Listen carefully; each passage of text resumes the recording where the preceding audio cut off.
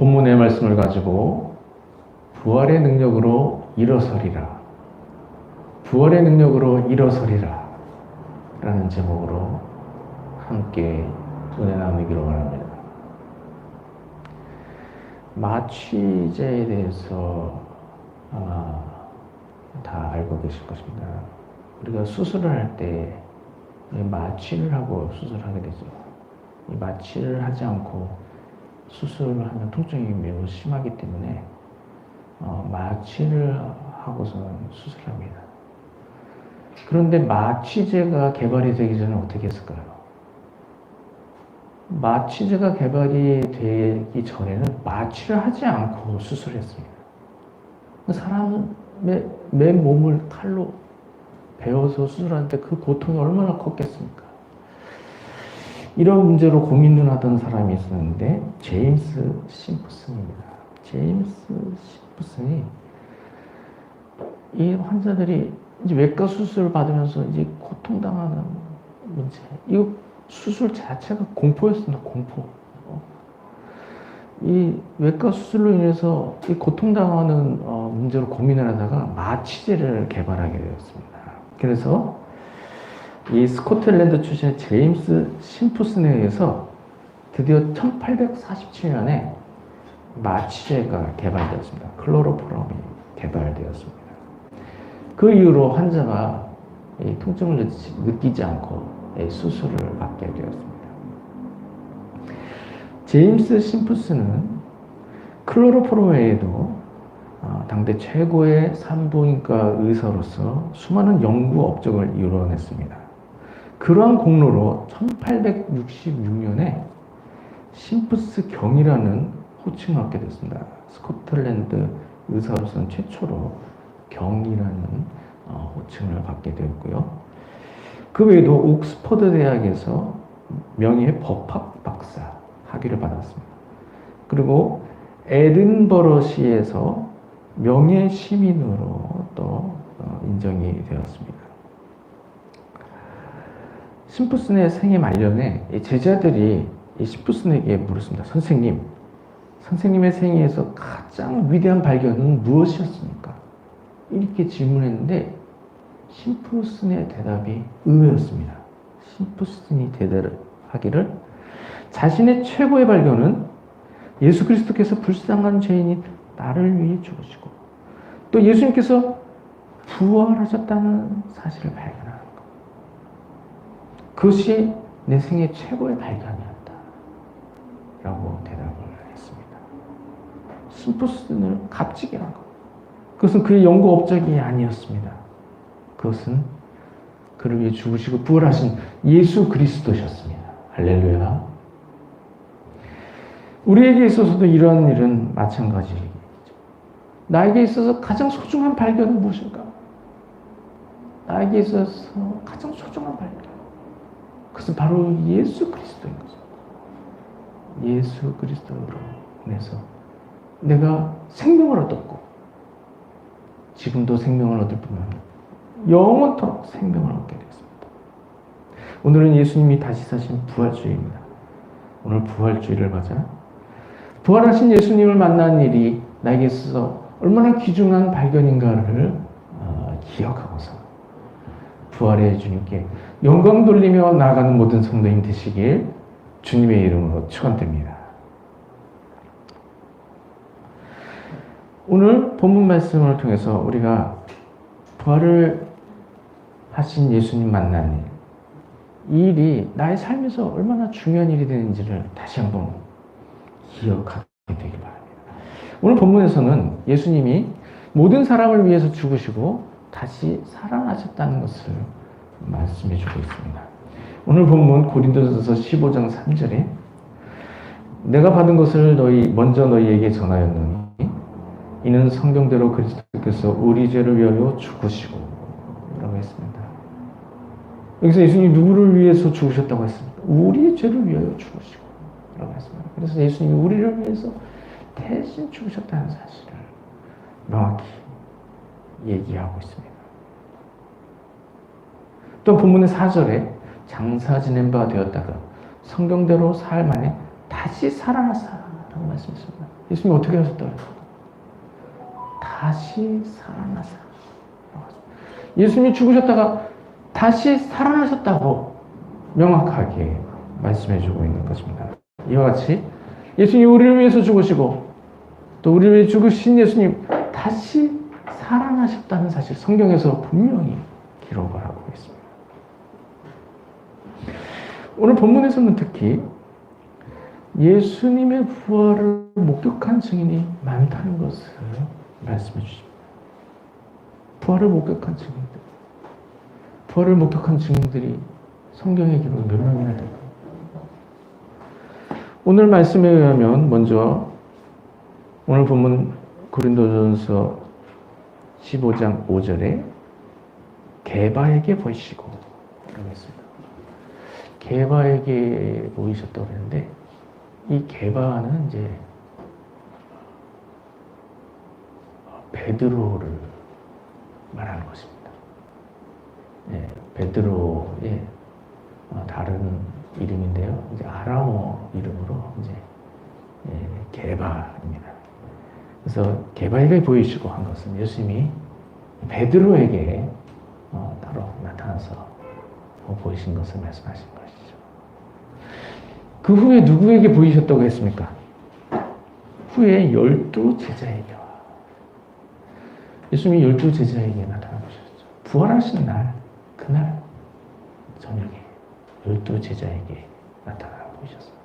그러니까 게바에게 먼저 보이신 것은 부활하신 당일날 12 제자 앞에 나타나기 전에 먼저 게바에게 먼저 나타나 특별히 먼저 보여주시게 된 것이죠. 여기서 12 제자로 했는데 이제 물론 가룟 유다는 그 자리에 있지 않았습니다. 11제자지만 우리가 11제자로 굳이 숫자를 맞춰서 표현할 수는 있지만 12제자는 예수님의 12제자라는 명칭에 해당하는 것입니다. 이때 10명이 아니라 7명이 아니라 이것이 중요한 것이 아니라 예수님의 평소에 이렇게 함께 사역을 하셨던 그 12제자를 이렇게 보이셨다. 이것을 말씀하시는 것이죠. 그래서 미리 말하면 베드로는 포함되어 있고 가룟 유다는 포함되지 않은 11제자인데 12제자에게 나타내 보이신 것이죠. 근데 또 첫째 날에는 또 도마도 12제자 가운데 포함되어 있죠. 10제자에게 이제 보이셨습니다. 그러나 이제 그 후에 도마까지 모인 자리에 한 번 도마를 위해서 또한 제자들을 위해서 한 차례 더 나타내 보이셨죠. 11제자에. 그 후에 누구에게 보이셨습니까? 오늘 본문에는 그 후에 500여 형제에게 일시에 보이셨네요. 이렇게 말씀하셔서 그 사이에 생략된 사람들도 많이 있습니다. 예수님이 막달라 마리아 또 여인들에게 나타나 보이셨습니다. 그리고 엠마오로 가는 2 제자에게 나타내 보이셨습니다. 그런 구체적인 일들은 생략이 되어 있고 그 후에 500여 형제에게 일시에 보이셨나니 500명의 사람들이 모였을 때 그곳에서 예수님이 나타나 보이셨습니다. 셀 수 없는 사람들에게 나타내 보이신 것이죠. 추가적으로 더 언급을 하고 계시죠. 그 후에 야고보에게 보이셨어요. 여기서 야고보라고 한 것은 이제 예수님의 제자 야고보일 수도 있지만 많은 경우에 이제 학자들의 경우는 이 야고보는 예수님의 동생 야고보일 것이다 이렇게 이야기를 하고 있습니다. 그 후에 12 사도에게 12 사도가 아니죠. 본문의 7절에 그 후에 모든 사도에게 와라고 말씀하셨습니다. 예수님이 보내신 제자는 다 사도가 되는 것이죠. 그래서 12 사도 외에도 다른 사도들이 있는 것입니다. 12 제자에 포함되지 않더라도 바나바 사도라든지 누가 사도 이런 사도들은 이제 사도로 인정이 되는 것이죠. 나중에 바울 사도도 마찬가지죠. 그래서 그 외 모든 사도에게 12 사도 외에 또 예수님께서 인정하시는 사도들에게 다 나타내 보셨다. 그리고 맨 마지막에 누구에게 보이셨다고 했습니까? 맨 나중에 만삭되지 못하여 난 자 같은 내게도 보이셨느니라. 여기서 말은 내게도 보셨다. 바울사도 자주 말합니다. 바울사도가 예수님 모른 채 예수 믿는 사람을 핍박하고 다메섹을 향하여 가고 있을 때 그곳에서 예수님이 만나주셨습니다. 바울사도 앞에 나타나고 이었습니다. 이와 같이 예수님이 셀 수 없는 많은 사람에게 나타나신 것을 볼 수가 있습니다. 부활하신 예수님은 이후로도 제자들의 사역 가운데 나타내 보셨습니다. 베드로와 요한이 성전 미문에서 구걸하던 걷지 못한 사람, 나사렛 예수의 이름으로는 일어나 걸으라 라고 해서 예수의 이름으로 걷지 못한 사람이 일어나 걸었습니다. 예수님의 능력이 그 이후에도 나타나게 된 것이죠. 이와 같이 사도들의 사역을 통해서 살아계신 예수님이 나타나시게 되었습니다. 예수님의 능력이 나타나게 되었습니다. 예수님이 살아계시지 않는데 어떻게 이런 능력이 나타나게 되겠습니까? 살아계신 예수님께서 역사하셔서 이런 능력이 나타나게 된 것입니다. 병든 자가 고침을 받고 귀신 들린 자가 귀신이 떠나가게 되며 심지어 죽은 자도 일어나는 역사가 일어났습니다. 이와 같이 부활하신 예수님, 사도들의 사역을 통해서도 나타내 보이셨습니다. 그러나 더욱 중요한 것은 그 이후로 지금도 계셔서 우리를 통해 예수님께서 나타내 보이신다는 것입니다. 우리 주변에 교단인 성도님들 중에 예수님을 만났다, 예수님의 능력을 체험했다 이렇게 고백하는 사람 얼마나 많습니까? 기억하지만 저도 군대에 있을 때 한 병사 중에 한 명이 영적으로 귀신 들렸다고 표현할까요? 너무 육체적으로 고통당해서 의무실에서 좀 어쩔 줄 모르고 고통당하고 있는 그런 상황이 처한 일이 있습니다. 그때 저를 포함해서 여러 믿음의 동역자들이 그곳에 가서 그를 붙잡고 기도를 했습니다. 그러나 그가 너무 고통스러워하면서 손에 마비가 오고 몸에 마비가 오고 너무 고통스럽고 막 신음을 하는데 우리가 합심해서 기도하고 또 통성으로 기도하고 그렇게 기도했을 때 특별히 예수님의 이름을 기도합니다 아멘 할 때 마비가 모두 풀리는 것을 보게 되었습니다. 할렐루야. 그 후로 호전돼서 지금 의사로 일을 하고 있습니다. 의대에 다니던 후임병이었는데 이와 같이 예수님의 능력은 지금도 살아계셔서 우리의 삶을 통해서 나타나고 있는 것입니다. 할렐루야. 이런 예수님의 능력, 예수님의 은혜가 삶 가운데서 모두 풍성하게 일어나게 되기를 바랍니다. 부활하신 예수님은 지금도 살아계셔서 부활의 능력으로 나를 일으켜 주십니다. 우리에게 때때로 환난과 고통이 찾아오게 되죠. 그런 일을 위해서 우리가 낙심하게 될 때가 있는데 그럴 때 부활하신 예수님이 부활의 능력으로 나를 일으켜 주십니다. 할렐루야. 예수님 죽음에서 부활하셨습니다.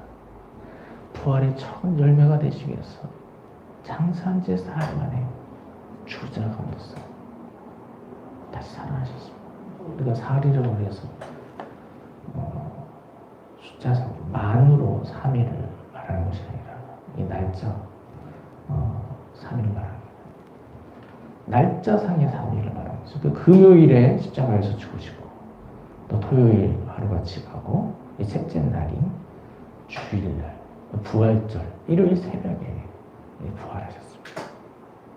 이렇게 예수님이 장사한 지 사흘 만에 죽은 자가면서 다시 살아나셨습니다. 부활하신 예수님 부활의 능력으로 우리 모든 고통 가운데서 건져주십니다. 예수님은 심지어 죽은 사람도 일으켜주십니다. 나사로가 죽었을 때 예수님께서 나사로를 살려주셨죠. 나사로를 살려주신 예수님께서 우리를 어떤 상황에서 건져주시지 못하시겠습니까? 예수님께서 나사로를 죽은 자 가운데서 다시 살리실 때 이렇게 말씀하셨습니다. 나는 부활이요 생명이 나를 믿는 자는 죽어도 살겠고 무릇 살아서 나를 믿는 자는 영원히 죽지 아니하리니 이것을 내가 믿느냐. 마리아에게 말씀하셨죠. 나사로를 살리시던 그 장소에서 말씀하셨죠. 예수님 자신이 부활이고 생명이시기 때문에 그런 예수님께서 죽은 자도 모두 살리시는 것입니다. 우리가 예수님이 오시기 전에 죽게 되면 우리를 또 죽은 가운데에서 다시 살리시고 또 우리가 예수님 오실 때까지 살아있게 되면 죽음을 맛보지 않고 천국에서 영원히 살게 되는 것이죠. 이와 같이 예수님이 우리의 모두를 살리시고 우리에게 영생을 허락해주시고 이처럼 우리를 살리고 오시고 우리에게 영원한 생명을 허락하시는 예수님, 우리를 일으키시지 못할 고난이 없으신 것입니다. 죽은 자도 살리신 예수님, 우리에게 영원한 생명을 허락해 주시는 예수님, 당신의 모든 어려운 문제 가운데서도 우리를 일으켜 주십니다. 부활하신 예수님은 우리의 병든 몸도 회복시켜 주십니다. 예수님은 공생의 3년 기간에 모든 병든 자를 고쳐주셨습니다. 중풍병자를 고쳐주시고 나병 환자를 고쳐주시고 심지어 안 못 보는 사람도 보게 하셨습니다. 부활하신 예수님, 부활의 능력으로 우리의 병든 몸도 회복시켜 주십니다. 부활하신 예수님은 또한 우리의 상한 마음도 고쳐주십니다. 마음속에 상처를 많은 어려움을 겪어서 부활하신 예수님이 상한 마음도 고쳐주십니다. 아무도 나의 상한 마음을 이해해 주지 못합니다. 예수님이 나의 마음을 알고 나의 마음을 고쳐주십니다. 부활하신 예수님은 또한 깨어진 관계도 모두 회복시켜 주십니다. 십자가에서 죽으심으로 하나님과 사람 사이의 관계를 회복시켜 주셨습니다. 부활하신 예수님, 현실에서 일어나게 된 깨어진 관계, 이런 깨어진 관계들도 모두 회복시켜 주십니다. 때때로 원치 않게 나의 잘못으로 또는 다른 사람의 잘못으로 소중하게 유지되어야 하는 관계가 깨어지는 경우가 있는 것이죠. 그런 일로 안타까워하게 됩니다. 그럴 때 예수님 깨어진 관계도 모두 회복시켜 주십니다. 깨어진 관계로 인해서 슬퍼하고 안타까울 때 부활하신 예수님께 도움을 구하시기 바랍니다. 예수님께서 모든 깨어진 관계도 회복시켜 주십니다. 부활하신 예수님은 경제적인 어려움에서도 나를 일으켜 주십니다. 예수님을 따르던 무리들을 외면하지 않으셨습니다. 5,000명의 사람이 예수님 말씀을 들을 때 시간이 늦어 길에서 기진하게 되었습니다. 그럴 때 예수님 그들을 외면하지 않으시고 500여의 기적을 통해서 그들을 모두 먹이셨습니다. 우리가 경제적인 문제로 어려움을 예수님이 우리를 외면하지 않으시고 경제적인 어려움 가운데서 우리를 일으켜 주십니다.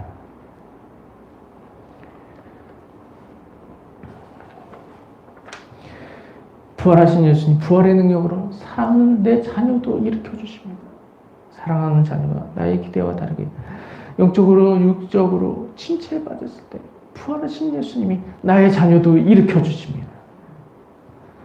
자녀의 문제로 근심하게 될 때 자녀의 문제를 예수님께 맡겨드려야 됩니다. 자녀의 문제를 예수님께 맡겨드리고 자녀를 위해서 기도해야 돼요. 오거스틴의 어머니 모니카가 오거스틴을 위해서 기도했을 때 하나님께서 오거스틴을 돌이켜주시고 그 위대한 신학자의 교부로 세워주셨습니다. 이와 같이 예수님께서 나의 자녀도 일으켜주신 것을 기억하고 나의 자녀를 예수님께 온전히 맡겨드리고 기도로 보여 예수님께서 일으켜주시는 은혜를 얻어야 하는 것입니다. 무엇보다 예수님은 부활의 능력으로 나를 살리십니다. 요한복음 11장 25절에서 26절에 나는 부활이요 생명이니 나를 믿는 자는 죽어도 살겠고 무릇 살아서 나를 믿는 자는 영원히 죽지 아니하리니 이것을 내가 믿느냐. 부활하신 예수님, 예수님 오기 전에 나의 생명이 다할지라도 부활의 능력으로 나를 다시 살리십니다. 그래서 부활의 몸, 온전한 몸을 입고서 천국에서 영생을 누리게 되는 것입니다. 예수님 다시 오실 때 모든 육체가 다시 부활하게 되는 것입니다. 또한 예수님 오실 때까지 내가 생존에 있을 때 죽음을 맛보지 않고 공중에서 주를 영접하여 영원한 천국으로 들어가게 되는 것입니다. 이와 같이 부활의 예수님, 부활의 능력으로 나를 영원한 생명케 하는 대로 인도해 주십니다. 사랑하는 성도님들은 부활의 예수님이 부활의 능력으로 나를 일으켜 주시는 것을 기억하시기 바랍니다. 부활의 예수님께서 나의 병든 몸도 일으켜 주십니다. 부활의 예수님께서 나의 자녀들도 일으켜 주십니다. 부활의 예수님이 나를 물질의 어려움 가운데서도 일으켜 주십니다. 사랑하는 성도님들, 부활의 주님께서 부활의 능력으로 나를 일으켜 주시는 것을 기억함으로써 날마다 그 부활의 능력을 의지하여서 날마다 삶에서 승리의 삶을 살아가는 모든 성도님 되시길 주님의 이름으로 축원드립니다.